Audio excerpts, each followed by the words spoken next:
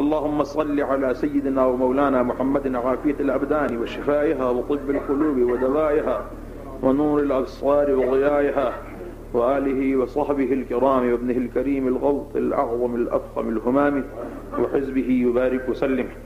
جانشین غوث اعظم کا کلام اولاد غوث اعظم کی شان میں سماعت فرمائیں. کیسے کاٹوں رتیاں صابر، کیسے کاٹوں رتیاں صابر، کیسے کاٹوں رتیاں صابر، تارے گنت گو سیاں صابر، تارے گنت گو سیاں صابر، تارے گنت گو سیاں صابر. اورے گرجوا ہو کے اٹھت گئے بابا فرید کے لال، مورے گرجوا ہو کے اٹھت گئے میرے صابر، مورے گرجوا ہو کے اٹھت گئے، موں کو لگا لے چھتیا صابر، موں کو لگا لے چھتیا صابر. چھتیا لاگن کیسے کہوں میں، چھتیا لاگن کیسے کہوں میں، بابا فرید کے لال چھتیا لاگن کیسے کہوں میں. تم ہو اونچے اٹریا صابر، تم ہو اونچے اٹریا صابر. ڈولے نیا موری بھور میں، ڈولے نیا موری بھور، اے میرے صابر ڈولے نیا موری بھور میں، بلما پکڑے پیا صابر، بلما پکڑے پیا صابر. تورے دوارے شیش نواؤں، تورے دوارے شیش نواؤں، میرے صابر تورے دوارے شیش نواؤں، بابا فرید کے لال تورے دوارے شیش نواؤں، علی کے دولا تورے دوارے شیش نواؤں، صابر تورے دوارے شیش نواؤں. توری لے لوں بلیا صابر، توری لے لوں بلیا صابر. توری صورتیاں پیاری پیاری، تو میرے صابر توری صورتیاں پیاری پیاری، توری صورتیاں پیاری پیاری، علی کر دولا توری صورتیاں پیاری پیاری، سلوارا کے پیارے توری صورتیاں پیاری پیاری، مولا علی کے لال توری صورتیاں پیاری پیاری، مولا حسن کے لال توری صورتیاں پیاری پیاری، مولا حسین کے لال توری صورتیاں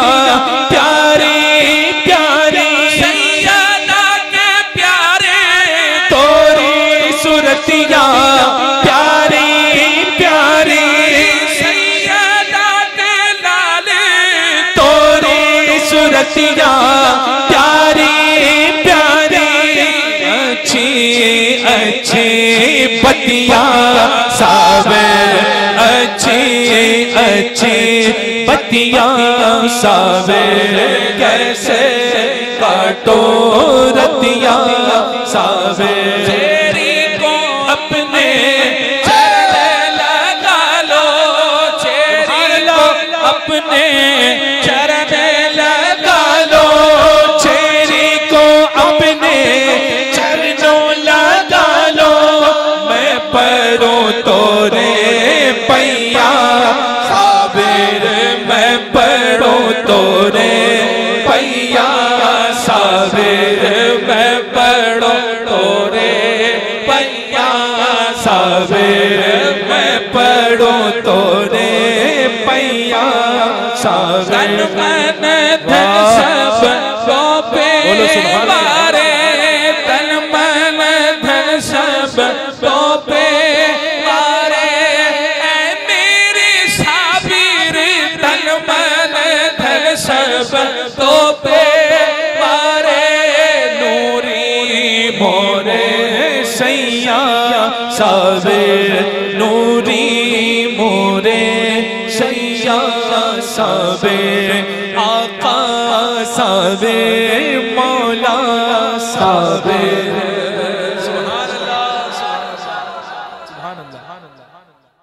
نعرہ تکبیر نعرہ رسالت فیضان خواجہ غریب نواز فیضان صابر پاک مسلک اعلی حضرت نعرہ حیدری صلاۃ و سلام حضور صلی اللہ علیہ وسلم کی ذات پر اور دنیا کے عظیم ماں باپ حضور کے ماں باپ پر سید علاء الدین علی احمد گیلانی صابر کلیری قلندر چشتی رحمۃ اللہ علیہ. یہ آج کا سرنامہ کلام ہے. گفتگو جو ہے وہ آگے بڑھتی ہے. تاریخ پیدائش آپ کی 1196 عیسوی ہے اور آپ نے روح کو خیرات کر دیا 1291 کے اندر. ٹوٹل عمر آپ کی 95 برس. آپ کی پیدائش جو ہے وہ ہرات میں ہوئی. ہرات جو ہے یہ افغانستان کے اندر ہے. افغانستان پاکستان کے ساتھ اس کا جو ہے وہ بارڈر لگتا ہے. ہرات میں آپ کی ولادت ہوئی. آپ کے والد گرامی کا نام سید عبد الرحیم گیلانی رحمۃ اللہ علیہ ہے. صابر پیا کے والد گرامی غوث پاک عبد القادر گیلانی رحمۃ اللہ علیہ کی اولاد سے ہیں. آپ کے والد گرامی کے اندر ہی بچپن سے ہی کلندرانہ صفات تھی. آپ جانتے ہیں نا نومیرک کلندر کسے کہتے ہیں. کلندر کی بہت سی تعریفات ہیں. تو ڈیفینیشنز کے اندر ایک یہ بھی ہے کہ وہ کلندر جو ہوتا ہے وہ ایک جگہ رکتا نہیں ہے, وہ چلتا رہتا ہے, پھرتا ہے. اس کی طبیعت کے اندر ٹھہراؤ بہت کم ہوتا ہے. تو صابر پیا پورا نام پھر ایک دفعہ سن لیجئے. سید علاء الدین علی احمد گیلانی صابر کلیری قلندر چشتی رحمۃ اللہ علیہ. آپ کے والد گرامی, اور اس کا مطلب یہ ہوا کہ صابر پیا کلیر والے جو ہیں یہ سید ہیں, گیلانی سید ہیں اپنے ابا کی طرف سے. اور آپ کی والدہ کا نام حاجرہ ہے. اور یہ حاجرہ جو ہیں یہ بڑی بہن ہیں بابا فرید الدین گنجے شکر رحمۃ اللہ علیہ کی, جو پاک پتن والے ہیں. ان کی بڑی بہن ہیں ان کی والدہ. تو صابر پیا کلیر والے ابا کی طرف سے سید ہیں, اور ظاہر ہے جو ابا کی ذات ہوتی ہے وہی بیٹے کی ہوتی ہے. ابا کی طرف سے گیلانی سید ہیں اور اماں کی طرف سے فاروقی ہیں. حضرت عمر رضی اللہ تعالیٰ عنہ کی اولاد سے بابا فرید کا شجرہ نسب جو ہے وہ جا کر حضرت عمر رضی اللہ تعالیٰ عنہ سے ملتا ہے. صابر پیا کے والد گرامی سید عبد الرحیم گیلانی رحمۃ اللہ علیہ, آپ کے اندر صفت جو ہے نا وہ وہی کلندرانہ. بغداد سے افغانستان. تو تب جو اس دور کی جو میں بات کر رہا ہوں, تب یہ جو تھا نا عراق, ایران, افغانستان, کندھار, بخارا, بس یہ ایسے ہی سمجھ لیجیے کہ جیسے ایک ملک کے شہر ہیں, لوگ پھرتے رہتے تھے اس کے اندر.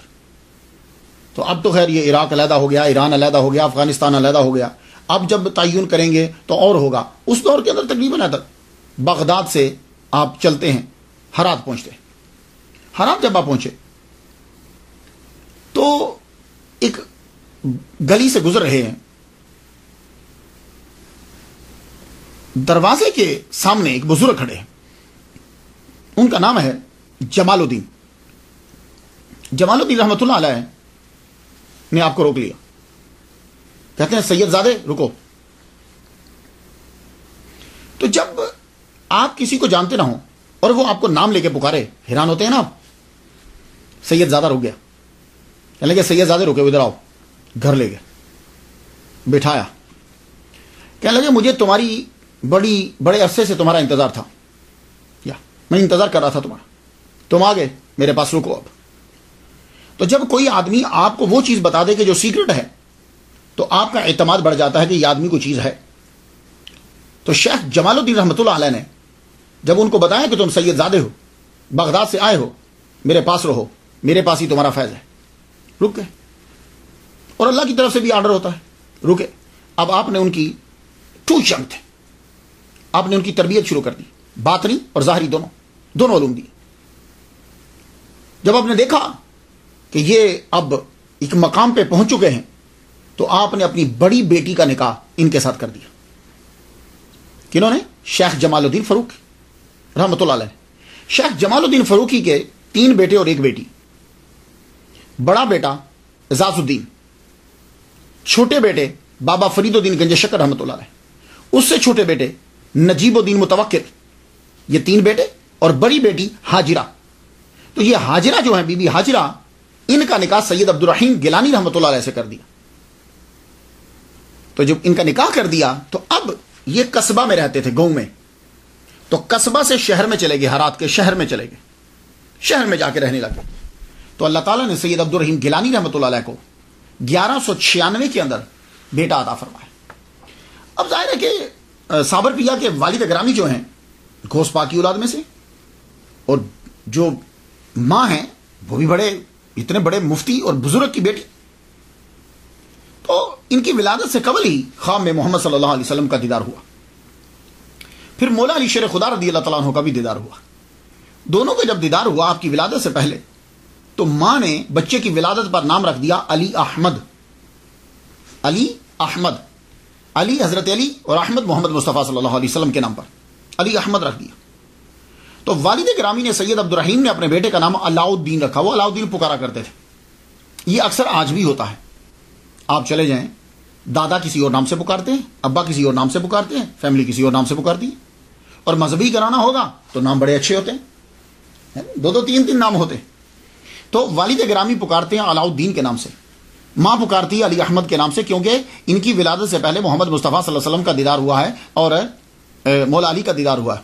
کچھ نام سمجھ رہے آپ؟ تو سید تو وہ ہیں، علاء الدین ابا پکارتے تھے، علی احمد اماں پکارتی تھی، اور صابر یہ 12 سال کے کڑے ریاضت کے بعد، روزے کے بعد، بابا فرید الدین گنج شکر رحمۃ اللہ علیہ نے یہ صابر کا جو ہے وہ خطاب دیا. اب آپ سمجھ گئے. تو سید علی احمد صابر. تو کلیری، چونکہ کلیر میں آپ کا مزار شریف ہے، کلندر آپ نے جو مشرب اختیار کیا وہ کلندر ہے، اور چشتی وہ سلسلہ ہے آپ کا. تو چشتیہ کلندریہ بھی سلسلہ ہے. تو آپ صابریہ سلسلے کے بانی بھی ہیں. آپ کی عمر جب 5 سال ہوئی 1201 کے اندر، صابر پیا کلیری کلندر رحمت اللہ علیہ کی عمر 5 سال ہوتی ہے تو آپ کے والد گرامی کا سایہ سر سے اٹھ گیا. آپ کے والد گرامی جب دنیا سے چلے گئے تو والدہ ماجدہ آپ کو واپس پھر قصبہ میں لے آئیں، جہاں آپ کی فیملی ہے، جہاں آپ کے ابا اور رشتہ دار جو رہتے وہاں واپس آ گئے. واپس جب آئے وہاں رہنے لگ گئی. تو بابا فرید الدین گنج شکر رحمۃ اللہ علیہ، انشاءاللہ جب ان کی گفتگو ہوگی تو میں آپ کو بتاؤں گا، وہ تب جا چکے تھے. ان کا ایک علیحدہ لائن ہے اور آپ اپنا ایک مقام بنا چکے تھے. واپس جب یہ آئے یہاں رہنے لگی 9 سال جب عمر ہوتی ہے تو بڑی بہن حاجرہ ہرات سے لے کر اپنے بیٹے کو پاک پتن روانہ ہوتی ہیں. میں موجودہ نام لے رہا ہوں، پرانا نہیں، تاکہ آپ کو یاد رہے. پاک پتن یہ پاکستان کے اندر ہے. پاکستان کا صوبہ پنجاب ہے. صوبہ پنجاب سے ساہیوال کی طرف جب جاتے ہیں تو آپ پاک پتن ڈسٹرکٹ بن گیا ہے. پاک پٹن اس کو اس لیے کہتے ہیں، یہ اصل میں ہے پاک پٹن. تو یہ پاک پتن جو ہے، پتن پاک مینز ہوتا ہے کلین.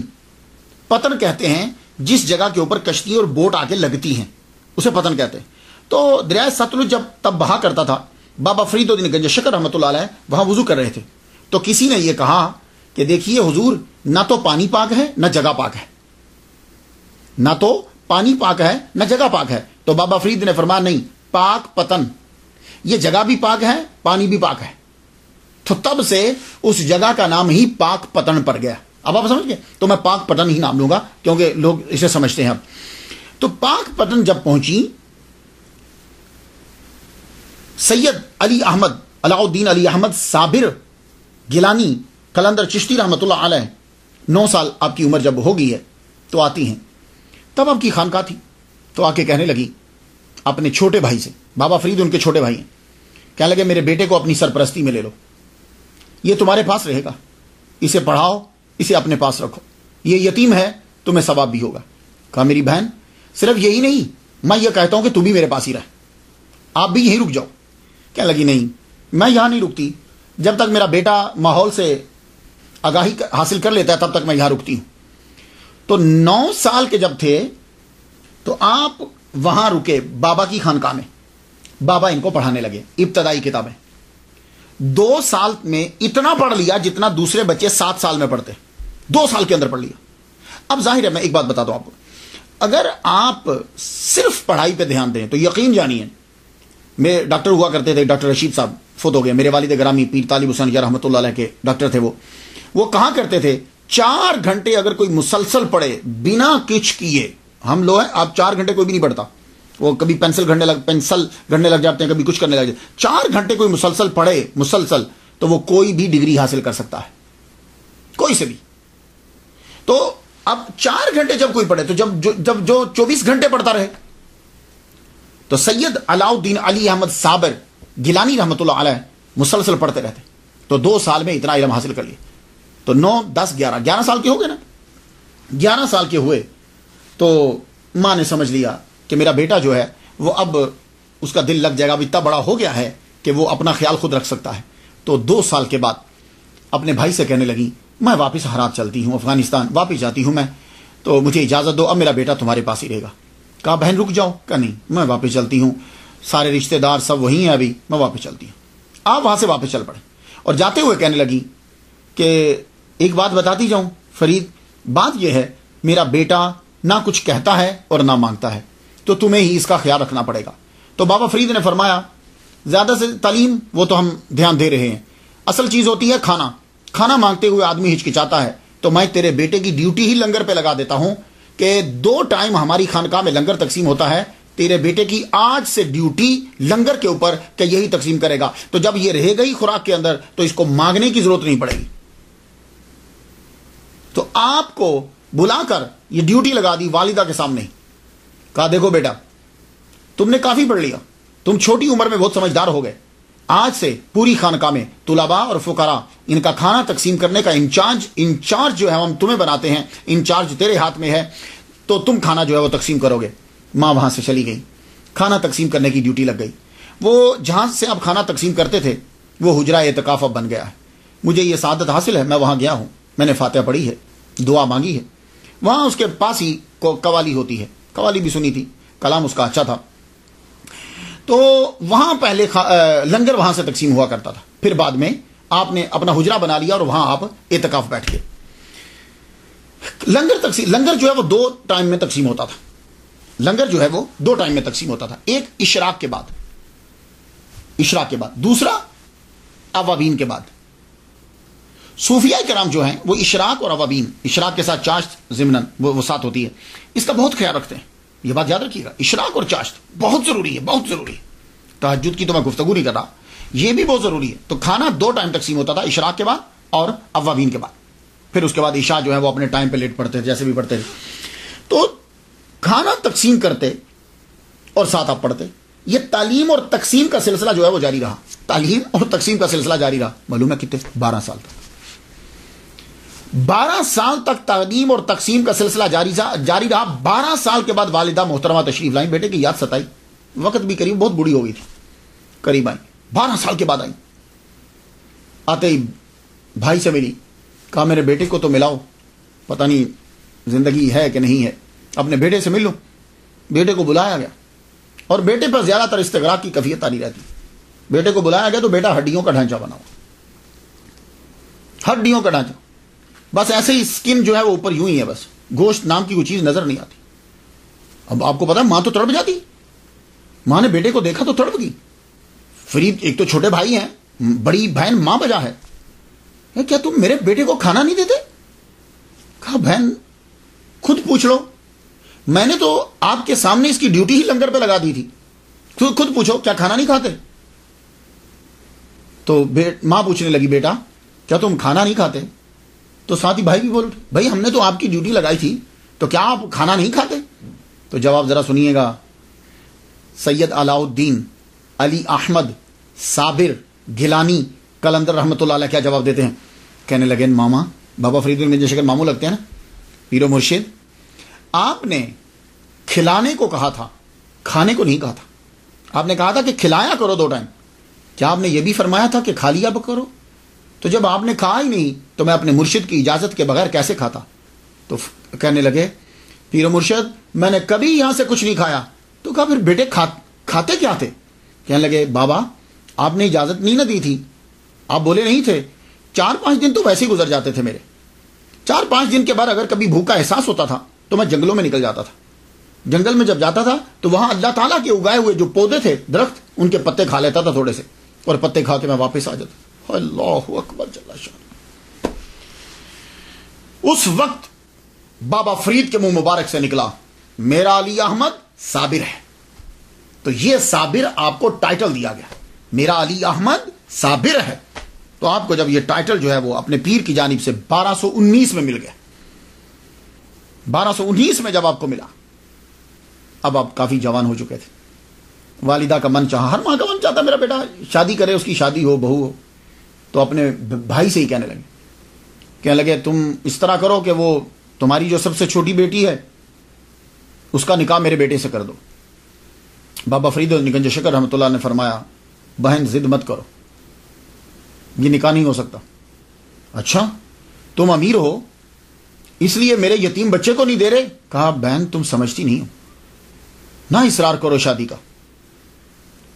اب یہاں ایک بات عرض کر جو واقعات میں کتابوں میں لکھا ہے، دیکھیے جو چیز عقل تسلیم کرے، مریدین اور چاہنے والے تو جو چاہے لکھ دیں گے۔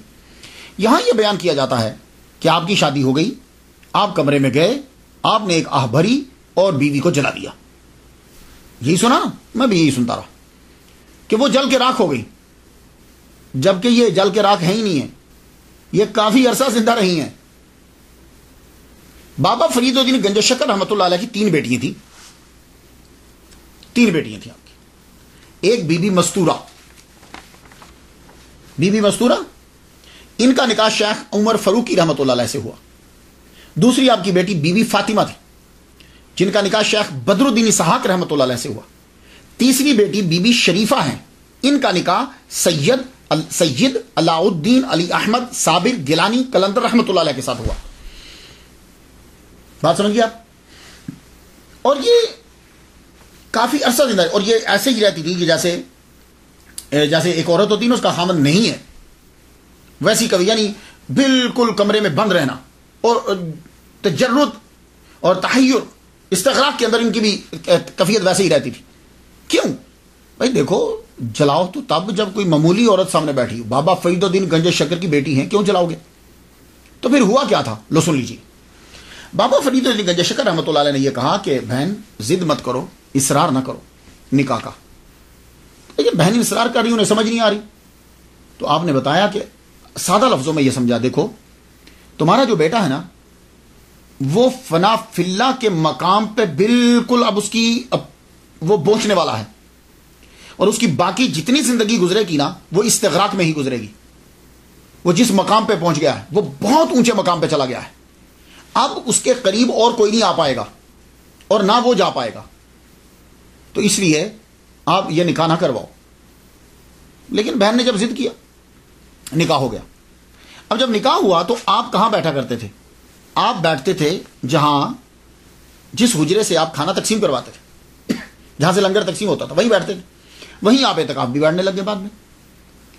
تو جب نکاح ہو گیا تو آپ سے کہا گیا کہ آپ کمرے میں جائیے، دروازہ بند، اندر سے رونے کی آوازیں آ رہی۔ اس طرح رو رہے ہیں کہ ہچکی بند گئی روتے روتے. تو اندر سے جب رونے کی آوازیں آ رہی ہیں بابا فرید واپس آ گئے. پھر بابا فرید گئے, دیکھا تو اندر سے رو رہے ہیں. آپ نے دروازے کو تھوڑا سا ہاتھ لگایا, دروازہ کھل گیا. اندر گئے, اٹھایا, اٹھا کے باہر لائے تو بولے کہ کیا وجہ کیا ہے, کیوں رو رہے ہو؟ فرمانے لگے اب اللہ نے مجھے دنیا سے الگ کر دیا ہے. جملے سنیے گا, یہ جملے دماغ کو اپیل کرتے ہیں. مجھے دنیا سے اللہ نے الگ کر دیا ہے. رجال الغیب اور اولیاء کے سوا مجھے کوئی مل نہیں سکتا. یہ فنا فی اللہ کا مقام ہوتا ہے کہ آدمی ہر ایک شے ختم ہو جاتی ہے. تو صابر پیا کلیری جو ہیں وہ تو بہت اعلیٰ مقام میں تھے, اس مقام میں بہت اعلیٰ درجے پہ پہنچ چکے تھے. آپ نے پھر اس وقت کہا اپنی بہن سے, میں نہیں کہتا تھا کہ تم یہ نکاح نہ کرو. تو اس کے بعد بی بی شریفہ نے ساری زندگی جو ہے وہ ویسے ہی گزار دی. تو آپ جو ہیں اس کے بعد کیا ہوا کہ استغراق میں پھر چلے گئے. استغراق استغراق استغراق اہلیت گم. پھر آپ کی والدہ ماجدہ جو ہیں ان کا وصال ہو گیا. ایک دن بیٹھے ہیں, پھر اس کے بعد دوبارہ بھی آپ کی ڈیوٹی یہی لگ گئی. استغراق سے باہر آتے, کبھی تو کئی دن گزر جاتے, کھانا تقسیم کرتے, پھر استغراق میں چلے جاتے, کھانا تقسیم کرتے, پھر کئی سال گزر گئے. اس کے بعد بھی کئی سال اسی طرح ہی گزر گئے. ایک دن کیا ہوا, بابا فرید گنج شکر رحمۃ اللہ علیہ خواب دیکھتے ہیں.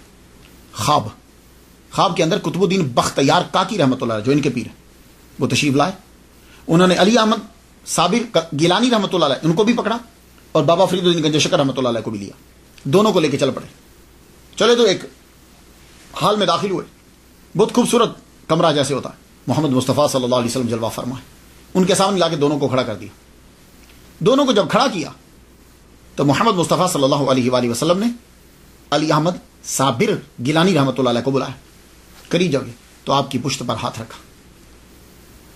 پشت پہ ہاتھ رکھ کے تو حضور صلی اللہ علیہ وآلہ وسلم نے فرمایا ھذا ولی اللہ, یہ اللہ کا ولی. یہ جملہ کہا بابا فرید گنج شکر رحمۃ اللہ علیہ صبح اٹھے. اٹھتے ہی جب گئے کمرے میں تو دروازہ بند تھا. پھر اشراق کے بعد گئے, دروازہ جو ہے وہ کھلا. آپ اب اٹھایا, انہیں اٹھا کے باہر لے آئے. باہر لا کر اونچی جگہ پہ بٹھا دیا. اونچی جگہ پہ بٹھا کر سر پر پگڑی شریف رکھی اور اس کے بعد سب سے یہ اعلان کیا کہ میں صابر کو اپنا خلیفہ بناتا ہوں اور جتنے تبرکات تھے چشتیہ سلسلہ کے وہ ان کو عطا کیے. اور خلافت جو ہے وہ آپ نے کہا کہ صابر پیا سے یہ کہا جاؤ میں تمہیں کلیئر کی خلافت عطا کرتا ہوں. یہاں ذرا رک جائیے. تو یہاں تسامو ہے ایک, پھر وہ ٹکراؤ ہو رہا ہے, دیو مالائی قصوں کا ٹکراؤ ہو رہا ہے. وہ کیا ٹکراؤ ہے؟ وہ ٹکراؤ یہ ہے کہ آپ نے پہلے دلی کا خلافت نامہ لکھ دیا. یہ جو قصہ ہے نا, یہ بابا فرید کے منصب کے بھی خلاف ہے, ان کی شان کو بھی گھٹاتا ہے, اور جمال الدین ہانسوی رحمۃ اللہ علیہ جو ہیں ان کے درجے کو بھی گھٹاتا ہے, اور سید علاء الدین علی احمد صابر کلیری رحمۃ اللہ علیہ کے بھی درجے کو گھٹاتا ہے. یہ واقعہ تینوں کے درجے کو گھٹاتا ہے. وہ کیسے سنیے گا. قصہ جو کتابوں میں لکھا ہے, اور یہ پرانی کتابوں میں نہیں لکھا, نئی کتابوں میں لکھا ہوا ہے. پرانی کتابیں فوائد الفوائد, اخبار الاخیار, سیر العارفین, ان میں پرانی کتابوں میں نہیں ہے, نئی کتابوں کے اندر ہے. یہ نئی کتابوں میں یہ آپ کو واقعہ ملے. واقعہ کیا ہے؟ آپ نے خلافت نامہ لکھ دیا, اور خلافت نامہ جب لکھ دیا تو کہا کہ جانا جمال الدین ہانسوی کو جا کے دکھوا لینا. ہانسی میں پہلے پہنچنا, یہ ہریانہ کے اندر, وہاں جانا, اور ان کے پاس مہر ہوتی تھی, وہ خلافت نامے پہ مہر لگاتے تھے, پھر آپ کا خلیفہ آگے چلا جاتا تھا. اچھا, آپ پاک پتن میں ہیں, مہر آپ کی ہریانہ میں ہے, ہریانہ میں مہر لگواتے تھے. اب جب آپ مہر لگوانے کے لیے گئے تو اپنے گھوڑے سے نیچے نہیں اترے. ٹھیک ہے, نیچے نہیں اترے, گھوڑا سمیت اندر چلے گئے, سواری سمیت. مغرب کا وقت ہوا, کہنے لگے بھائی جلدی سے تم یہ خلافت نامہ پڑھو, اس کے اوپر مہر لگا دو. وہ جب پڑھنے لگے تو دیا بجھ گیا. آپ نے انگلی کا اشارہ کیا, دیا جل گیا. دیا جب جلا تو شیخ جمال الدین کو غصہ آ گیا, انہوں نے پھاڑ دیا. انہوں نے جب خلافت نامہ پھاڑ دیا تو صابر پیا کہنے لگے جاؤ ہم نے تیرا سلسلہ اول سے چیک کر دیا، اب واپس آ گئے۔ پھر بابا فرید الدین گنج شکر نے دوسرا خلافت نامہ لکھ کے دیا۔ سٹوری آپ نے سن لی۔ پہلی بات تو یہ ہے کہ بابا فرید الدین گنج شکر رحمۃ اللہ علیہ نے خلافت نامہ دکھانے کے لیے بھیجا تھا یا اجازت نامے کے لیے بھیجا تھا کہ جاؤ جا کر ان کو خلافت نامہ لکھا ہوا دکھا دو کہ میں نے کیسا لکھا ہے؟ نہیں، یقیناً اس لیے بھیجا تھا کہ جاؤ دکھا دو وہ پرمیشن دیتے ہیں کہ نہیں دیتے۔ تو جب پیر کہہ رہا ہے کہ پرمیشن ان کی لینی ہے تو پھر مرید کے لیے یہ لازم ہو جاتا ہے کہ وہ اپنے پیر کی بات کو مانے۔ کلیر کیوں تباہ ہوا تھا؟ کلیر تباہ اسی لیے ہوا تھا کہ خط جو ہے وہ پیر کا انہوں نے توہین کی تھی، تو ان کو غصہ آیا کہ میرے پیر کا خط جو ہے وہ کیوں پھاڑا۔ تو پیر کے خط کی سب جو ہے وہ عزت کرتے ہیں، ایسا کوئی مرید نہیں ہو سکتا کہ جو اپنے پیر کے نالین کی اور پیر کے لکھے ہوئے کی عزت نہ کرے۔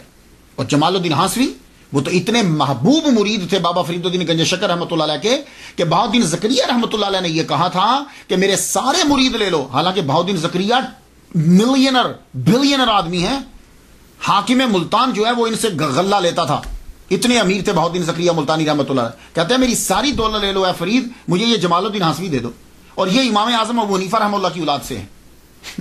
اور آپ کو میں کہہ چکا ہوں امام اعظم کی اولاد کا جو بچہ ہوگا وہ سیدوں کی عزت کرے گا، یہ بات یاد رکھیں، امام اعظم کی نسل کا بچہ سیدوں کی تعظیم کرے گا۔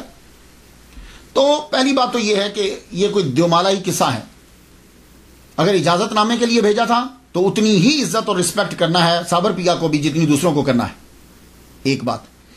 دوسری بات یہ ہے کہ شیخ جمال الدین نے علی احمد صابر کلندر کی تحریر نہیں پھاڑی، اپنے پیر کی تحریر پھاڑی۔ یا اگر وہ صابر پیا کی تحریر پھاڑتے تو اس بات سمجھ میں آتی، انہوں نے اپنے پیر و مرشد کی تحریر کو پھاڑ دیا۔ تو میں ساری چیزیں تسلیم کر لوں گا، میں یہ تسلیم نہیں کر سکتا کہ مرید اس دور میں، آج کے مرید کو چھوڑو، اس دور کا مرید جو ہے وہ اپنے پیر کی تحریر کو پھاڑ دے، میں یہ تسلیم ہی نہیں کر سکتا، میری عقل تسلیم ہی نہیں کرتی۔ جو مرضی ہو جائے وہ اپنے پیر کی تحریر کو نہیں پھاڑے گا، وہ تو اپنے پیر کے نالین کی تعظیم کرتے ہیں، لکھے ہوئے کی کیسے تعظیم نہیں کریں گے، کیسے پھاڑ دیں گے؟ تو ایسا نہیں ہوتا، یہ بات یاد رکھیے گا، کیونکہ سارے اولیاء کرام جو ہیں وہ مولا علی سے فیض لیتے ہیں، اور مولا علی کیا ہے؟ مولا علی کو میرے نبی نے یہ کہا تھا، اے علی میرے نام پہ کاٹا پھیر دو، کراس پھیر دو، مٹا دو۔ کہا یا رسول اللہ جو ہو جائے، میں یہ نہیں کر سکتا، میں آپ کے نام پہ کراس نہیں پھیر سکتا۔ تو جو مرید ہوتے ہیں نا، جو بات کر لیتے ہیں، وہ اسی طرح عزت کرتے ہیں۔ تو مولا علی کا وہ فیض اب سارے اولیاء میں چل رہا ہے۔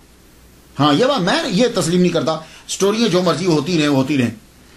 اور دوسری بات یہ ہے کہ بعد میں انہوں نے کلیر کی خلافت لکھ دی، تو بابا نے جب بعد میں کلیر کی خلافت لکھی تو پہلے لکھ دیتے۔ تو کیا پیر کو یہی نہیں پتا کہ میرے مرید کے لیے کون سی خلافت موضوع ہے؟ یہ بابا کے اشیاء نشان نہیں ہے۔ تو جب بعد میں خلافت لکھ دی کلیر کی تو اب کیوں نہیں سٹیمپ لگوائی؟ جبکہ اصول تھا کہ جمال الدین سے جا کے سٹیمپ لگواتے تھے، کیونکہ مہر جو ہے کہتے ہیں ان کے پاس پڑی ہوئی تھی۔ یہ بات نہیں ہے، یہ تسامح ہے، جس نے بھی کیا سو کیا۔ بابا فرید الدین گنج شکر رحمۃ اللہ علیہ نے پہلی دفعہ ہی کلیر کی خلافت دی اور خلافت نامہ لکھ کے کہا جاؤ اب تم روانہ ہو جاؤ، تو یہ وہاں سے روانہ ہو گئے۔ بابا فرید الدین گنج شکر وہاں پہنچے، کلیر کی طرف کیوں گئے؟ بابا فرید نے کلیر کیوں بھیجا؟ اس لیے کہ جو طبیعت تھی بابا علی احمد صابر کلیری رحمۃ اللہ علیہ کی، جو طبیعت تھی وہ بالکل آپ کی طبیعت کے موافق تھا۔ یہ ماحول جنگل میں ٹیلا، مختصر سی آبادی، بس وہیں جاؤ۔ اب آپ وہاں پہنچے، جب آپ وہاں پہنچتے ہیں تو بابا فرید الدین گنج شکر رحمۃ اللہ نے آپ کو اکیلا نہیں بھیجا، آپ کے ساتھ علیم اللہ ابدال کو بھیج دیا، یہ آپ کے ساتھ گئے۔ وہاں جاتے ہی آپ نے ایک بڑھیا عورت کے گھر میں جو ہے وہ ڈیرا لگایا، نام اس کا گلزاری ہے۔ اس کے گھر میں جب ڈیرا لگا دیا تو انہوں نے سر آنکھوں پہ رکھا۔ آپ یہ جو کلیر ہے، بادشاہ کی حکومت تو تھی لیکن برائے نام تھی، دہلی کے زیر اثر تھا لیکن برائے نام اثر تھا۔ اس قلعے کو فتح کیا تھا ابو صالح نے، آرمی آئی تھی یہاں، پڑاؤ کیا تھا انہوں نے، تو جب پڑاؤ کیا تھا تب ایک مسجد بنا دی تھی۔ تو مسجد جب آرمی نے بنائی تھی تو اچھی مسجد، وہ ایک ہی جامع مسجد تھی، اور وہاں ایک قاضی بھی مقرر کیا، اس قاضی کا نام، مفتی کا نام تھا تبرک۔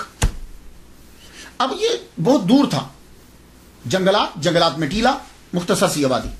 زیادہ تر لوگ جو ہیں وہ یہاں کے غریب تھے، مزدور تھے، یا وہ کھیتی باڑی کرتے تھے یا وہ لکڑیاں جو ہیں وہ بیچتے، اور آدھی مزارع اور آدھی ساہوکاروں کی نوکر، ان سے پیسے لیے مقروض سب کے ساتھ.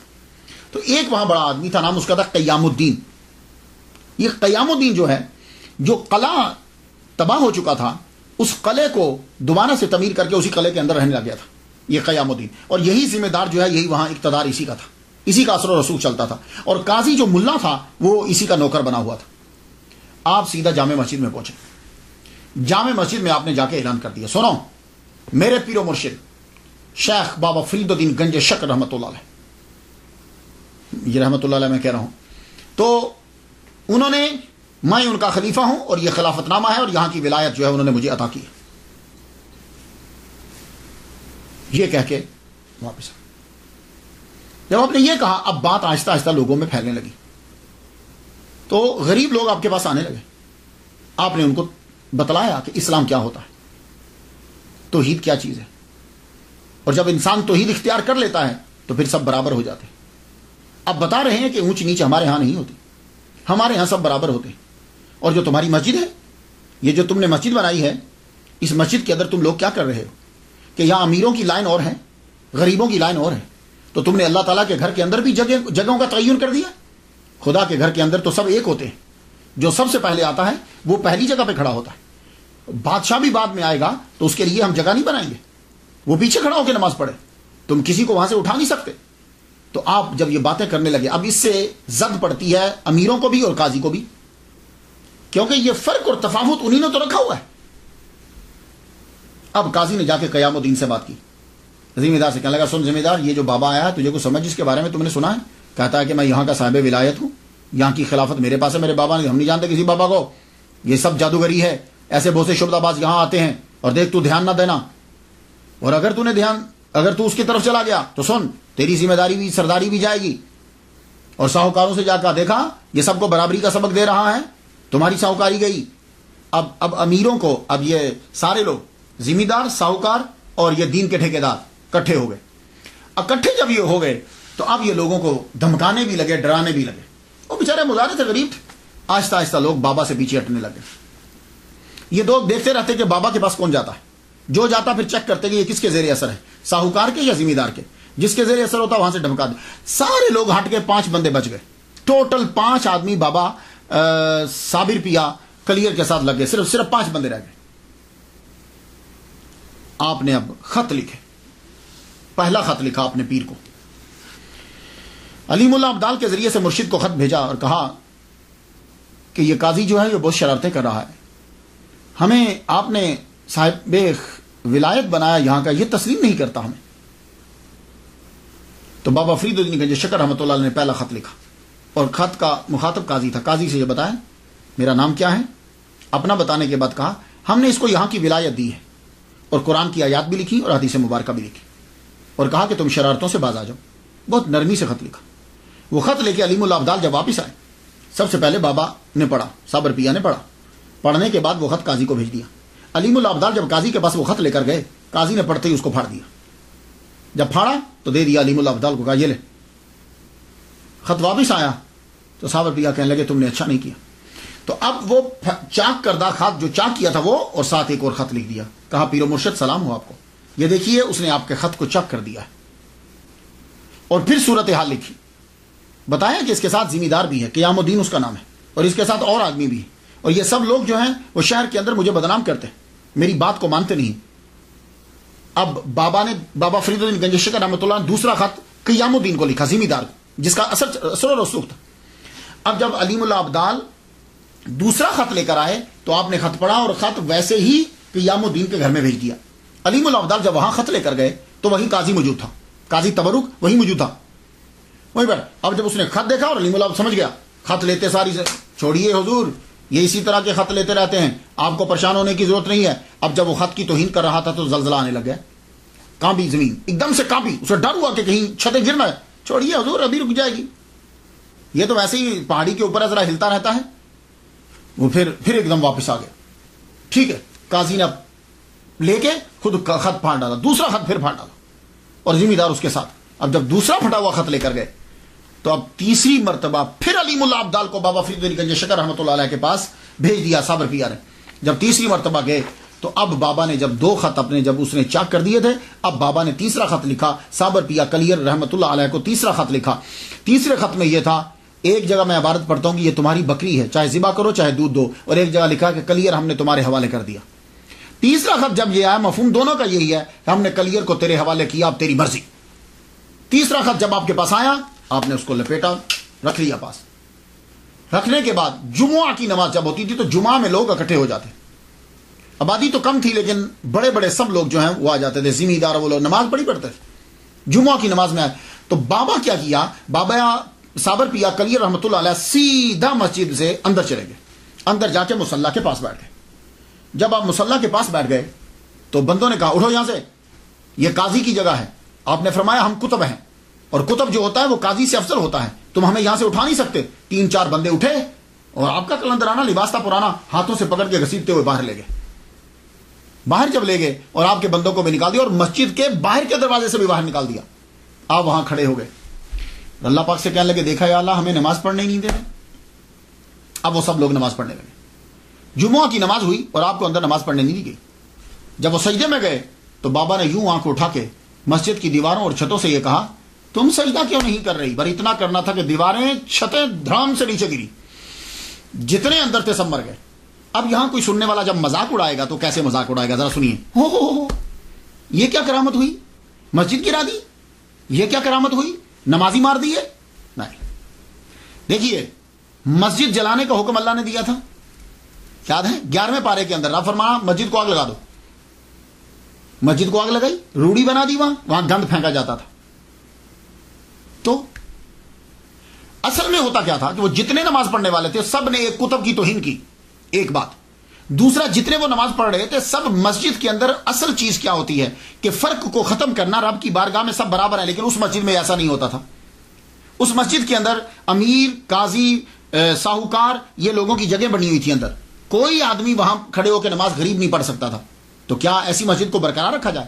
اور جو ایسے نظام کی تائید کریں گے کیا وہ مسلمان ہیں؟ نہیں، وہ مسلمان ہرگز نہیں ہیں. اسی لیے اس کتب نے وہ مسجد اور وہ ساری بعد میں بنی یا بنی دیکھی، لیکن اس وقت یہ سب کے سب ظالم کا ساتھ دے رہے ہیں، یہ بھی ظالم ہے. اس کے بعد کیا ہوا، جب گئے تعاون پھیل گیا. تعاون پھیلا تو عورتیں اور بچے جو بچے ہوئے تھے وہ بھاگے. جو کچھ بچ گئے تھے آگ لگ گئی جنگلات میں. جنگلات کو جب آگ لگی تو پھر وہ باقی بھی بھاگ گئے. اب صرف بچا تو پیر ٹیلے کے اوپر کھڑے ہیں گولر کے درخت کے ساتھ، اس کو پکڑ کے آپ کھڑے ہو گئے. اب تو آپ کی آنکھوں سے بھی یہ جیسے آگ نکل رہی. عالم استغراق میں چلے گئے، گم عالم استغراق کے اندر کھڑے رہے، آگ جلتی رہی، کھڑے رہے، آگ جلتی رہی. ایک جگہ تو میں پڑھ کے حیران رہ گیا، کہتے ہیں 12 مائل آگ لگی اور آپ یوں کھڑے عالم استغراق. آنکھیں بس کھلی ہیں جیسے کسی شے کو دیکھ رہی اور آگ مسلسل لگ رہی. اب کیا ہوتا تھا، جو چرندے پرندے درندے سب آ کے آپ کے پاس کھڑے ہو جاتے، بیٹھ جاتے. پرندے آ کر آپ کے شولڈر پہ بیٹھ جاتے، آپ کے سر پہ بیٹھ جاتے. ایک عجیب سی 12 سال گزر گئے. اللہ کین یو بلیو؟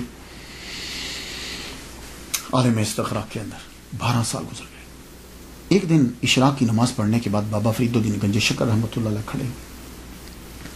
صوفیہ میں لنگر تقسیم ہوتا تھا نا اشراق کے بعد، تو فرمانے لگے کون ہے تم میں سے جو میرے صابر کا جا کے روزہ افطار کروا دے؟ اسے 12 سال ہو گئے. تھوڑی دیر کے بعد ایک لڑکا کھڑا ہوا، سارے بیٹھے رہے. ایک لڑکا کھڑا ہوا، اس کا نام کیا تھا؟ سید شمس الدین ترک علوی کلندر رحمۃ اللہ علیہ.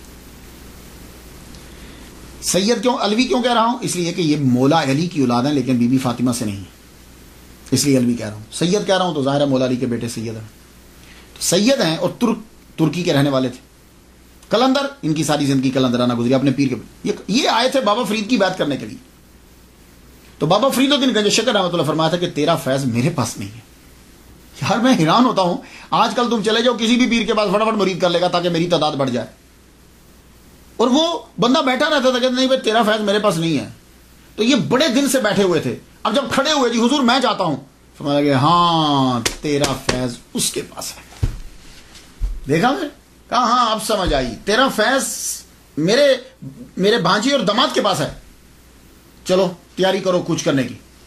تیاری کی, کہا حضور میں تیار ہوں جانے کے لیے. فرمانے لگے سنو, میرے صابر کے پاس جانے سے پہلے کچھ چیزیں سن لو.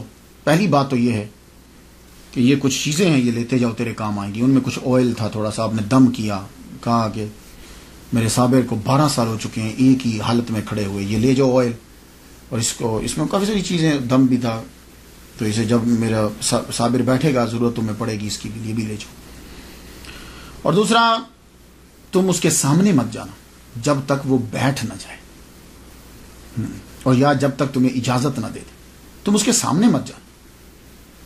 باقی تم علیم الابدال جو ہے وہ تمہیں وہاں کلیئر تک پہنچا دے گا, اور باقی اللہ تیرا حافظ و ناصر. جاؤ. سید شمس الدین ترک قلندر الوی رحمۃ اللہ علیہ روانہ ہوئے, دعاؤں اور نصائح کے ساتھ وہاں سے روانہ ہوتے ہیں. قصہ مختصر کے کلیئر میں یہ پہنچ گیا. علیم الابدال نے رستہ بتایا, دیکھا تو یہ تقریباً رستے میں رکے, رستے میں رک کر سہارنپور سے آگے, یہ اب رک کے دن کے ٹائم جو ہے نا یہ آپ چلے گئے. دن کے ٹائم جب وہاں پہنچے, ابھی سورج تھا, آپ پیچھے ٹیلے کے پیچھے سے چڑھے, پیچھے سے چڑھ کے کمر کے پیچھے کھڑے ہو گئے. کمر کے پیچھے کھڑے ہو کے قرآن پڑھنے لگے. ترکی تھے, سید ہیں, الوی ہیں, اور آواز خوبصورت اور جوان تھے. یاسین والقرآن الحکیم انک لمن المرسلین علی صراط مستقیم تنزیل العزیز الرحیم لتنذر قوما ما انذر آباؤہم. مختلف آیات پڑھتے جا رہے ہیں. تاہا ما انزلنا علیک القرآن لتشقا. بڑی خوبصورت آواز, ہماری کہاں آوازیں, ترکی آواز سٹائل میں جب پڑھا تو قرآن مجید جب کلام اللہ کا کان میں آیا تو صابر پیا کلیئر فرمانے لگے, پیچھے کھڑے ہو کہ قرآن کیوں پڑھ رہے ہو, آگے آؤ. پیچھے نہیں پڑھو قرآن. آپ آگے بڑھے لیکن سامنے نہیں آئے, داہنی طرف کھڑے ہو گئے, داہنی طرف کھڑے ہو کے قرآن پڑھنے لگے. پھر قرآن پڑھے, قرآن پڑھتے جائیں, آیات چن چن کے پڑھ رہے ہیں. سبحان اللہ, کیا خوبصورت آواز تھی. تو ایک دم چپ کر گئے. چپ کر کے تو صابر پیا بولے, چپ کیوں کر گئے ہو؟ عرض کی حضور کھڑا کھڑا تھک گیا ہوں, کھڑا کھڑا تھک گیا ہوں, میں سفر بھی کر کے آیا ہوں, تھک بھی گیا ہوں. تو بولے تو بیٹھ جاؤ. کہا حضور آپ کھڑے ہیں اور میں کیسے بیٹھ سکتا ہوں؟ کہہ لگے اچھا تو چلو پھر ہمیں بٹھاؤ. تو آپ وہ جنبش, ہاتھ نے جنبش کی, قرآن کی پاور. آپ نے پیچھے سے نا یوں کمر کو پکڑا, آگے ابھی بھی نہیں آئے, پیچھے سے یوں کمر کو پکڑا. اب 12 سال سے جب ایک حالت میں کھڑے ہیں تو آپ کیا سمجھتے ہیں کہ اعضاء میں ابھی طاقت ہے موو کرنے کی؟ نہیں, اعضاء ویسے کہ ایسے ہوئے. آپ نے پیچھے سے پکڑ کر یوں اپنے جسم کے سہارے سے آپ کو پیچھے لا کے وہ درخت کے تنے کے ساتھ آپ کو یوں ایسے رکھ دیا. جب نیچے بیٹھ گئے تو اب سامنے آئے. اللہ اکبر جل شانہ, اب سامنے آئے. تو اب قرآن پڑھنے لگے. قرآن جب پڑھنے لگے, پڑھتے پڑھتے پھر رک گئے. تو صابر بھی پوچھتے آپ کیوں رکے ہو؟ کہنے لگے حضور شام ہونے والی ہے تو مجھے جلدی واپس پاک پتن جانا ہے. اللہ اکبر جل شانہ, مجھے پاک پتن جانا ہے تو میں پہنچ نہیں پاؤں گا. پاک پتن کا نام سنا نا جب تو آنکھوں میں آنسو آ گئے. بولے ہمارے مرشد کے شہر سے آئے ہو؟ ہمارے مرشد کے شہر سے آئے ہو؟ 12 سال کے بعد آواز سن رہے ہیں. کہا ہاں حضور میں بابا فرید کے شہر سے آیا ہوں, انہوں نے مجھے بھیجا ہے. تو اگر آپ مجھے اپنی غلامی میں مستقل رکھ لیتے ہو تو پھر تو میں رہ جاتا ہوں, ورنہ مجھے جانے دیجیے. کہنے لگے نہیں, تم ہمارے فرزند ہو, رکو, تم ہمارے پاس رکو. کہا اچھا مرشد ٹھیک ہے.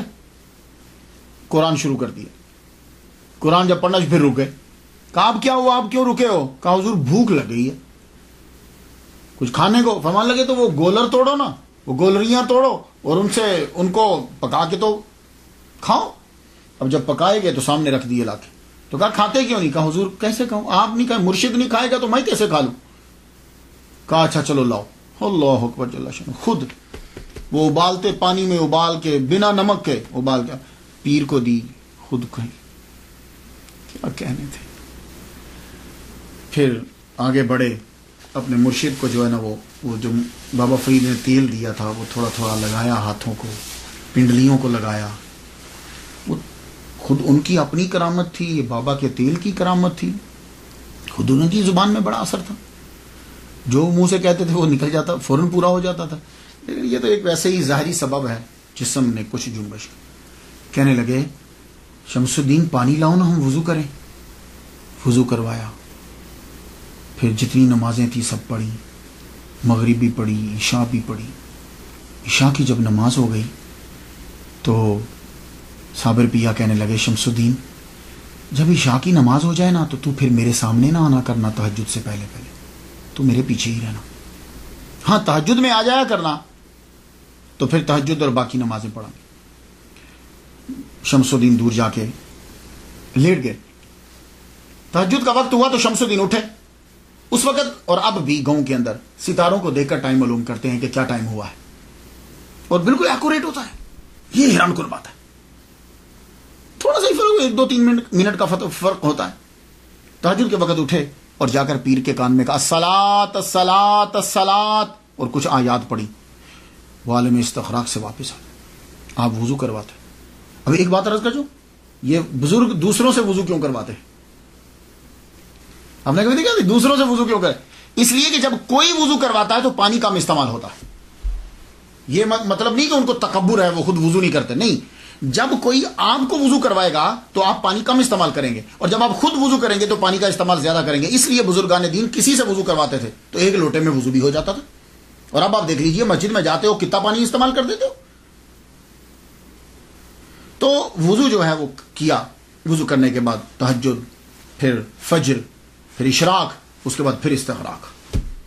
پھر اس طرح سارا دن پھر آپ جو ہے نماز. آپ نے کیا کیا کہ لکڑیاں اکٹھی کی جنگل سے، کچھ گھاس پھوس لیا، اور آپ نے اپنے پیر کی ایک جھونپڑی بنا دی. وہی قریب ایک جھونپڑی ایک دن میں ایک ہی بنی.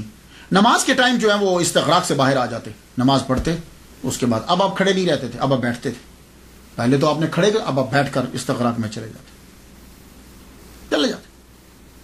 دوسرے دن آپ نے اپنی سائڈ پہ دور جا کے اپنی جھونپڑی بنا لی.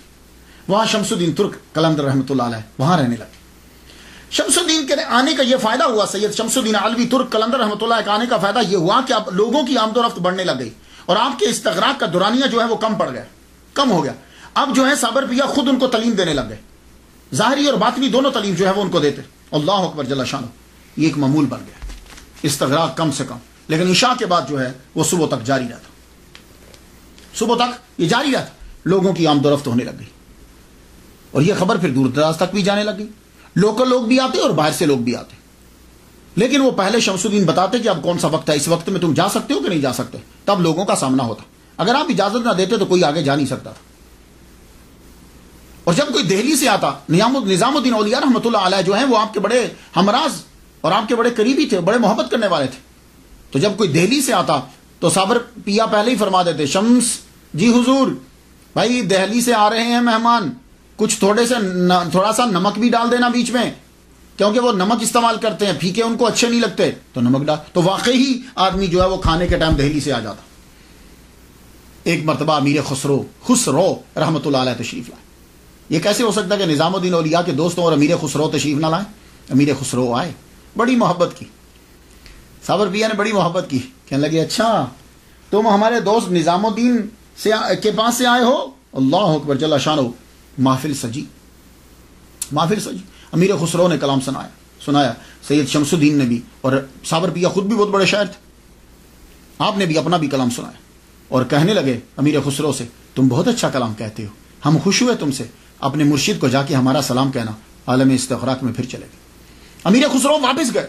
جب واپس پہنچے نظام الدین اولیاء رحمۃ اللہ علیہ نے استقبال کیا آپ کا. یار کتنی محبت کرتے تھے ایک دوسرے سے یہ لوگ. استقبال کیا کھڑے ہو کے.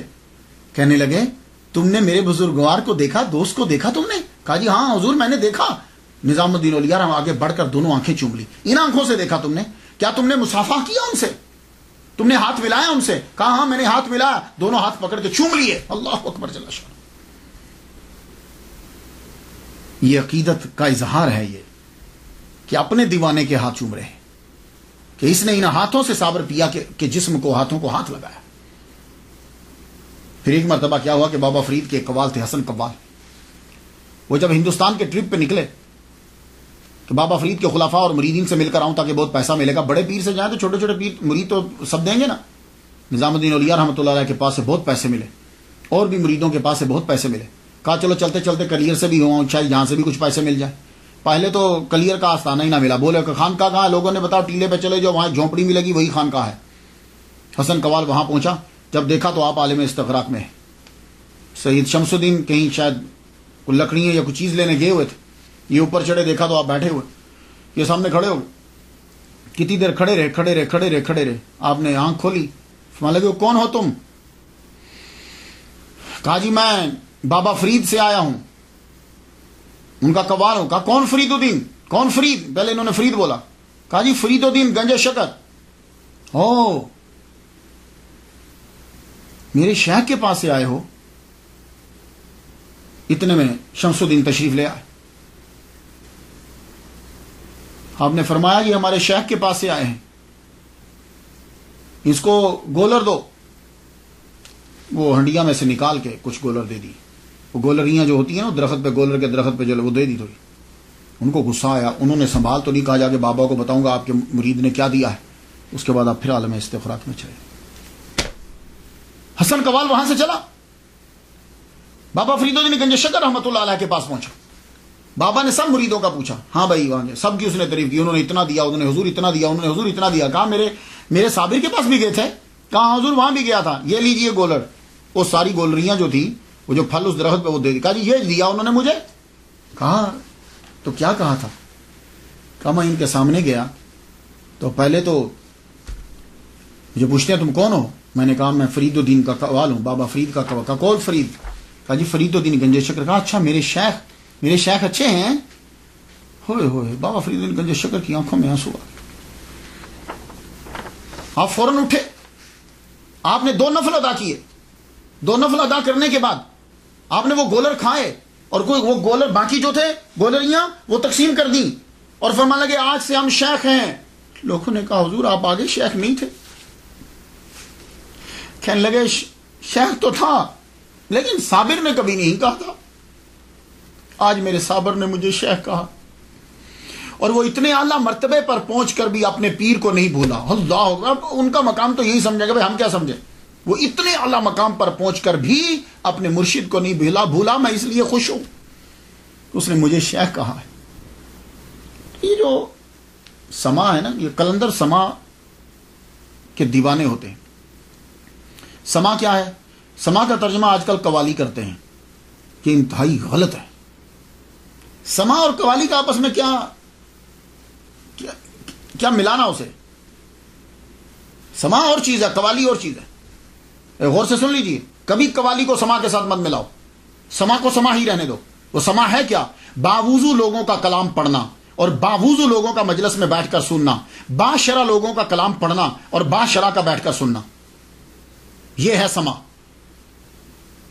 اور قوالی کیا ہے؟ بے وضو چرسی لوگوں کا کلام پڑھنا اور بے وضو لوگوں کا کلام سننا، کہ مجمع میں بھی بے وضو ہوں اور کلام پڑھنے والے بھی بے وضو ہوں. اگر آج کی قوالی کو وہ لوگ بھی، خواجہ معین الدین اجمیری، قطب الدین بختیار کاکی، نظام الدین اولیاء، بابا فرید، اگر وہ آج کی قوالی کو دیکھ لیتے وہ اس کو ناجائز قرار دے دیتے کہ یہ لوگ پہلے نشہ کر کے پھر اس کے بعد کلام پڑھ رہے ہیں. وہ لوگ باشرع ہوتے تھے، باوضو ہو کر باوضو لوگوں کا کلام پڑھا کرتے تھے. تو اس لیے سما کو قوالی کے ساتھ مت ملائیے گا. سما وہ اور چیز تھی. لوگ اس کو پڑھنے کے لیے وہ فلاں وہ بھی قوالی سنتے تھے، وہ ولی اللہ بھی قوالی سنتے تھے. یہ اس کے عشر عشیر بھی نہیں. تو سما جو ہے یہ اور چیز ہوا کرتی تھی. صابر پیا جو ہے وہ خود شاعری فرماتے تھے. پہلے آپ اپنا تخلص احمد رکھتے تھے، پھر جب آپ کو صابر کا لقب ملا تو پھر آپ نے ٹائٹل ملا تو آپ نے تخلص صابر لکھنا شروع کر دیا. عالم استغراق کے اندر بھی سم ٹائم قوالی کرنے لگ جاتے، قوالی مینز کلام پڑھنے لگ جاتے عالم استغراق کے اندر. اور وہ کلام جو ہے وہ شمس الدین لکھ لیا کرتے. میں کچھ پنکتیاں آپ کی نظر کروں، اندازہ ہو جائے آپ کو. امروز شاہ شاہاں مہمان شدست مارا، جبریل با ملائک دربان شدست مارا. یہ کلام کی جو پرواز ہے نا، عام آدمی کی یہ پرواز نہیں ہو سکتی. امروز کہتے ہیں آج کو. امروز شاہ شاہاں مہمان شدست مارا، آج بادشاہوں کا بادشاہ میرا مہمان ہوا ہے. وہ بادشاہوں کا بادشاہ اتنے اعلیٰ مرتبے پر فائز ہے کہ جبریل جو ہے وہ دربان ہے. جبریل با ملائک دربان شدست مارا. اس بادشاہ کی وجہ سے ہمارے دروازے کے اوپر جبریل علیہ السلام کھڑے ہیں اب فرشتوں کے ساتھ. اے احمد بہشت و دوزخ عاشقوں پہ حرام ہے. احمد بہشت و دوزخ بر عاشقاں حرام است. اینجا رضائے جانا رضوان شدست مارا. تو بہت اعلیٰ مقام ہے. احمد بہشت و دوزخ، جنت و دوزخ بر عاشقاں حرام است، عاشقوں پہ حرام ہے. اینجا رضائے جانا رضوان شدست مارا. ہمارے لیے جنت کیا ہے؟ محبوب کا راضی ہو جانا، یہی جنت ہے. عام بندہ مذاق اڑائے گا، ہو جنت کی بےزتی ہوگی، دوزخ کی بےزتی ہوگی. لو ان کو دوزخ اور جنت کی ہے، مالک کی رضا کا کوئی فکر نہیں ہے. یہ بےزتی نہیں ہے، اصل چیز ہی یہ ہے. یہ ولایت ہے ہی، صوفیزم ہے یہ کہ رب کی رضا کو مقدم رکھنا ہے، باقی چیزیں نہیں. نگاہ افتاد چوں پر سدرا صابر. یہ جب آپ نے اپنا تخلص صابر رکھ لیا تو پھر یہ کلام میں تھوڑا عرض کر رہا ہوں. نگاہ افتاد چوں بر سدرا صابر ز گرمی نگاہ من سدرا سوخت. فرماتے ہیں کہ جب نگاہ اٹھا کر صابر نے سدرا کی طرف دیکھی تو میری آنکھ کی گرمی کی وجہ سے سدرا کو آگ لگ گئی. اب لوگ اس پہ اعتراض کریں گے لیکن اس کو سمجھ نہیں آئے گی وہ کیا کہہ رہے ہیں. آپ کے ملفوظات بھی ہیں. بہت خوبصورت گفتگو آپ نے کہی. لوگ جب آتے تھے ان میں سے چند سنا دو. اے فرزند آدم، اللہ کہتا ہے اور وہ کلام سنانے کہ اللہ تمہیں یہ کہتا ہے میں نے تمام اشیاء تمہارے لیے بنائی ہیں اور تجھ کو اپنے لیے، پھر تو اپنے آپ کو دوسروں کے دروازے پہ کیوں ذلیل کرتا ہے. اے فرزند آدم، روزی کا غم نہ کر جب تک میرے خزانے بھرے ہوئے، اور یاد رکھ میرے خزانے کبھی خالی نہیں ہوں. ان چیزوں کو کبھی پڑھو یار، تنہائی میں پڑھو. یہ اس لیے ولیوں کو ولی کی بات کا اثر ہوتا ہے دل کے اندر جانے. ان لوگوں کو کیا معلوم ہو. 13 سال کے بعد کلیئر میں ہی آپ کو بابا فرید الدین گنج شکر رحمۃ اللہ علیہ کی وصال کی خبر میں بڑا صدمہ ہوا کہ میرے مرشد دنیا سے چلے گئے. مرشد کی یاد اور مرشد کی باتیں جب سنا رہے تھے تو سید شمس الدین ترک علوی قلندر رحمۃ اللہ علیہ سے کہنے لگے، پانی پتی سے کہنے لگے میرے پیر کو فنا و بقا دونوں مقام حاصل تھے. میرے پیر کو فنا اور بقا دونوں مقام حاصل. یہ فنا بقا کیا ہے؟ یہ ٹرمینالوجی ہیں. اس کے لیے آپ کو میں ریکمینڈ کروں گا رسالہ کشیریہ، اس میں بھی ہے اور بھی اولیاء کرام نے لکھا ہے. یہ رسالہ کشیریہ کو میں دیکھ رہا تھا، ابو القاسم کشیری رحمۃ اللہ علیہ نے لکھا ہے. اس کے اوپر فنا اور بقا جو ہے، سادہ طریقے سے انہوں نے یہ کہا ہے کہ فنا کیا ہے؟ چیزوں کو، برائیوں کو ترک کر دینا، خواہشات کو چھوڑ دینا. تو جب خواہشات چھوٹ جاتی ہیں، برائیاں چھوٹ جاتی ہیں تو پھر اچھائیوں کی بقا ہو جاتی ہے. تو آدمی جب اپنی خواہشات کو ختم کر دیتا ہے تو پھر وہ رب کے ساتھ ہی تو بچتا ہے، پھر تو باقی تو کچھ رہا ہی نہیں. یہ سادہ لفظ ہے، ویسے تو اس کے گہرائی و گہرائی بہت ہے، آپ خود پڑھ لیجیے گا. تو فنا اور بقا کیا ہے؟ ویسے سمجھاؤں فنا اور بقا کیا ہے؟ سادہ لفظوں میں یہ ہے کہ بندہ مرنے کے بعد بھی نہیں مرتا. لو بھائی یہ اس سے سادہ اور نہیں کر سکتا میں. بڑی خوبصورت مثال دی ہے انہوں نے. کہنے لگے دیکھو یہ عالم استغراق اور پتہ نہ چلنا کہ کون ہے. جیسے حضور صلی اللہ علیہ وآلہ وسلم پوچھتے ہیں، دروازہ کھٹکھٹایا، جی کون؟ کہا عائشہ. کا کون عائشہ؟ کہا ابو بکر صدیق کی بیٹی. کہا ابو بکر صدیق کون؟ یہ بات سنی، حدیث سنی ہے نا. تو اسی طرح کون فرید؟ جی میں فرید. اچھا یہ عالم استغراق کیا ہے؟ آدمی کو پتہ نہیں چلتا. تو آدمی پھر کہاں ہوتا ہے اگر اس کو پتہ نہیں چلتا؟ کہاں ہوتا ہے وہ؟ میں اس کی ایک مثال دنیا سے دے دوں، وہ تو بڑی اعلیٰ مثال ہے، وہ تو آپ جب جاؤ گے تو پتہ چلے گا. کیا ہوا تھا یوسف علیہ السلام کو جب سامنے کیا گیا تھا؟ کیا ہوا تھا؟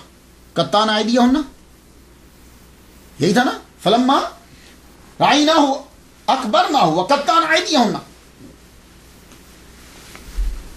وہ عورتوں نے اپنے ہاتھ کاٹ لیے اور کچھ پتہ ہی نہیں چلا. انگلیاں کاٹ لی، جس کو کل بول دیا ہے، انگلیاں کاٹ لی، پتہ ہی نہ چلا. یہ عالم استغراق کی ادنا مثال ہے. عورت کو تکلیف بڑی جلدی ہوتی ہے, کانٹا بھی چپ جائے, انگلیاں کاٹ رہی ہیں, اس کو خبر نہیں ہو رہی. کیوں؟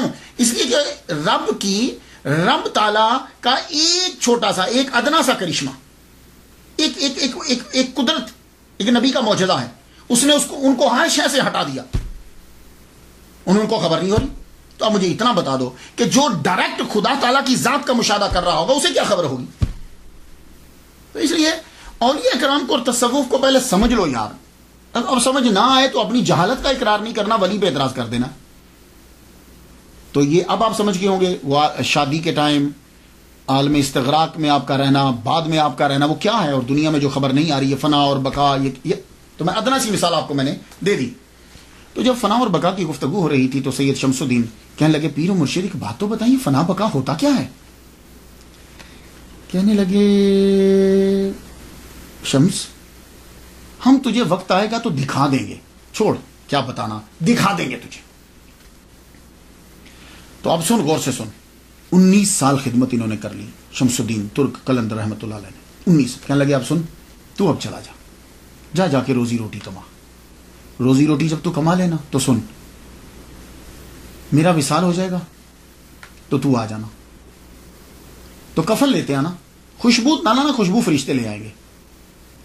تو غسل جو ہے نا, بس تو سوچنا غسل ہو جائے گا. جو چیزیں تمہیں کرنا ہے نا تو سوچتے جانا, بس کفن لے آنا. تو کہا مرشد مجھے پتا کیسے چلے گا کہ آپ دنیا سے چلے گئے ہو؟ کہاں سن, تو جا کے آرمی میں مزدوری کرنا, جا کے وہاں داخل ہو جانا فوج میں. جس دن تمہاری فوج کے سارے دیے بجھ جائیں, صرف تیرے خیمے کا دیا جل رہا ہو تو سمجھنا میرے مرشد کا وصال ہو گیا, تو میرے پاس آ جانا, باقی ہم کر لیں گے. اور سن, جب میری تجہیز و تکفین کر لینا تو 3 دن تک رکنا, اس کے بعد چلے جانا, پھر واپس نہ آنا. یہ ساری وصیتیں کر کے سید شمس الدین ترک قلندر علوی رحمۃ اللہ علیہ پانی پتی کو روانہ کر دی, اور جگہ بھی بتا دی کہ کہاں جا کے رکنا ہے تم نے. آپ واپس دہلی آ گئے. دہلی میں آپ کے خاندان کے لوگ فوج میں تھے, آرمی کے اندر تھے. آپ نے جا کر فوج میں, جو سلطان کی فوج تھی اس میں جا کے لی. ویسے تو بڑے مسلمانوں کی حکومت تھی, ایک ادھر مسلمان ایک ادھر, جو اصلی بادشاہ تھا اس کی فوج میں جا کے آپ نے نوکری شروع کر دی. اس دور کے اندر کیا ہوا کہ 1291 کی یہ بات ہے کہ کڑا کا حاکم جو ہے وہ باغی ہو گیا. وہ جب باغی ہوا تو وہ فوج حملہ کرنے کے لیے وہاں پہنچی. چھجو خان باز نے جو بھی نام لکھا ہے, باغی ہوا, آپ فوج میں شامل. کمال اس وقت یہ تھا کہ لوگ نماز پڑھتے تھے فوج میں بھی, جرنیل تک نماز پڑھتے تھے. جب مقابلہ کرنے لگے تو وہ چھجو خان کی فوج جو ہے وہ تو آرمی جو ہے وہ تو بھاگ کے قلعہ بند ہو گئی. یہ لفظ قلعہ ہوتا ہے, ہم اس کو قلعہ بولتے ہیں کیونکہ قلعہ ہمیں بولنے میں مشکل لگتا ہے. قلعہ بند ہو گئی. آپ نے قلعہ کا محاصرہ کر لیا. قلعہ کا محاصرہ بڑھ گیا. جب بڑھا تو نماز تو سب پڑھتے تھے, سردیوں کا موسم تھا. فجر کی نماز پڑھتے ہوئے بادشاہ کو گرم پانی کی جرنل کو گرم پانی کی ضرورت ہوتی تھی. تو جرنل کے لیے پانی لے جانے کے لیے آپ کا خیمہ جرنیل کے بالکل قریب تھا. تو وہ جو پانی گرم کرتا تھا نا وضو کا, وہ آپ سے آگ لے کے جاتا تھا. تو وہ آگ لیتا, پانی گرم کر کے پھر جا کے جرنل کو وضو کرنے کے لیے. ایک دن وہ خیمے میں آیا تو بابا ہے ہی نہیں, سید شمس الدین ترک قلندر رحمۃ اللہ ہے ہی نہیں. لگا کدھر گئے, یہی ہوتے تھے. یوں دیکھا تو پاس ہی تالاب تھا, تو تالاب کے کنارے پہ بیٹھے وضو کر رہے ہیں. اتنے ٹھنڈے پانی سے وضو کر رہے ہیں. جا کے دیکھنے لگا, کہنے لگا ہو سکتا ہے پانی گرم ہو, مجھے ٹھنڈا لگتا ہو.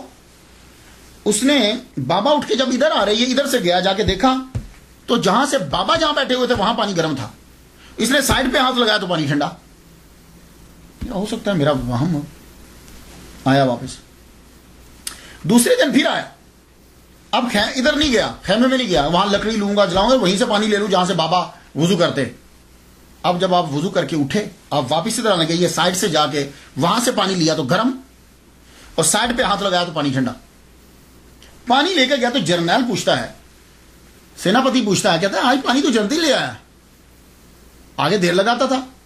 تو سچ اس نے بول دیا. کہنے لگا یہ جو تمہارے ایک خیمہ چھوڑ کے آگے خیمے, اس خیمے میں بابا رہتے تھے, ان سے آگ لے کے پھر پانی گرم کر کے پھر لاتا تھا. آج میں وہ بابا جو ہیں وہ تالاب پہ جا کے وضو کرتے ہیں, انہی کی جگہ سے لے آیا ہوں پانی. وہ جہاں وضو کرتے ہیں وہاں پانی گرم ہوتا ہے. میں نے کہا یہ کیسے ہو سکتا ہے. اب انہوں نے دونوں نے چھپ کے دیکھا. سید شمس الدین ترک قلندر رحمۃ اللہ علیہ کو دیکھا کہ وضو کر رہے ہیں. اب دونوں جو ہیں وہ بعد میں گئے, جب بابا آگے تو دیکھا پانی گرم. اب یہ فجر کا وقت گزرا، ظہر عصر مغرب عشاء ہوئی تو آندھی چل گئی. آندھی اتنے زور کی چلی، بارش اتنے زور، سب خیمے اڑ گئے. خیمے جب اڑے، بابا کا خیمہ برقرار اور اندر موم بتی جل رہی ہے اور آپ قرآن مجید پڑھ رہے ہیں. جرنیل حیران، ایک دم سے اب وہ خیمے میں گیا رات کے وقت، اندر دیکھا تو وہی بابا بیٹھے. کہنے لگے بابا تم اللہ کے ولی ہو، دعا کرو کہ قلعہ فتح ہو جائے. آپ نے فرمایا اچھا سب سے پہلے میری تنخواہ دو، یہ جتنے دن میں نے کام کیا ہے میرے پیسے دو. اس نے پیسے فوراً لا دیے.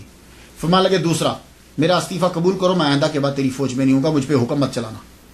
دوسری یہ بات. تیسری میں اب واپس جا رہا ہوں، صبح کے وقت حملہ کر دینا، تجھے فتح ہو جائے گی. آپ یہ کہہ کے وہاں سے چل پڑے. کیوں؟ اس لیے کہ آپ کو پتا چل گیا کہ میرے پیر کا وصال ہو گیا ہے.